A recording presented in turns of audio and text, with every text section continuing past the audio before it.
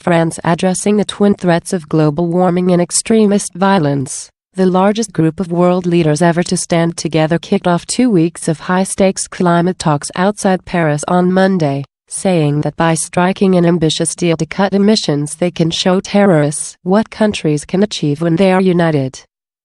The gathering of 151 heads of state and government comes at a somber time for France, 2 weeks after militants linked to the Islamic State group killed 130 people around Paris.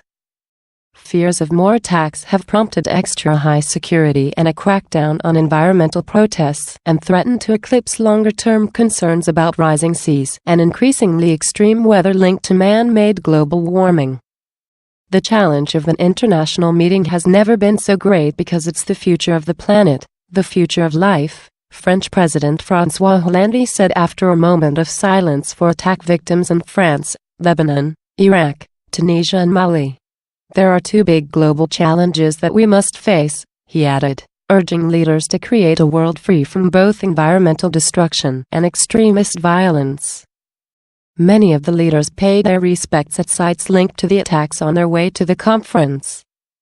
President Barack Obama, in a late-night visit, placed a single flower outside the concert hall where dozens were killed, and bowed his head in silence. "We stand with Paris," said UN Climate Change Agency Chief Christina Figueres at talks near Le Bourget airfield, just north of the city. The City of Light, now more than ever, is a beacon of hope for the world.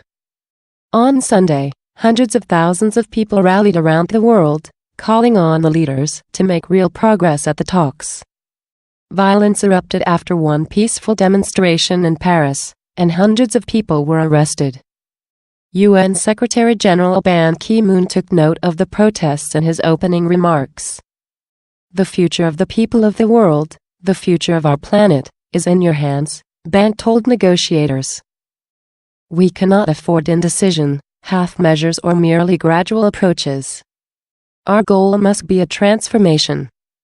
Ban, Hollande and other leaders called for a binding agreement and emphasized the role of private industry and money in solving what Hollande called the climate crisis. They said the world must keep future warming to no more than another degree Celsius, 1.8 degrees Fahrenheit, from now, and if possible half that to spare island nations threatened by rising seas. The world has already warmed nearly 1 degree Celsius since the beginning of the industrial age, and 181 nations have made pledges to combat man-made carbon dioxide pollution. The negotiators are tasked with building a global treaty by the end of next week. "We just have 11 short days before us," French Foreign Minister Laurent Fabius said as he took over as president of the negotiations. "Success is not yet assured, but it is within our grasp. The eyes of the world are upon us and there are great hopes," added the outgoing president, Peruvian Environment Minister Manuel Pulgar Vidal. "We can show to the world that we can work together against climate change and against global terrorism." Wide Paris area highways usually packed with commuters were cordoned off to clear the way for all the VIPs.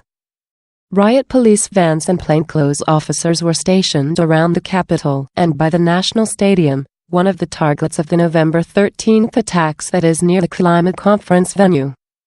The conference is aimed at the most far-reaching deal ever to tackle global warming. The last major agreement, the 1997 Kyoto Protocol, required only rich countries to cut emissions, and the US never signed on. Among several sticking points is money. How much rich countries should invest to help poor countries cope with climate change, how much should be invested in renewable energy, and how much traditional oil and gas producers stand to lose if countries agree to forever reduce emissions.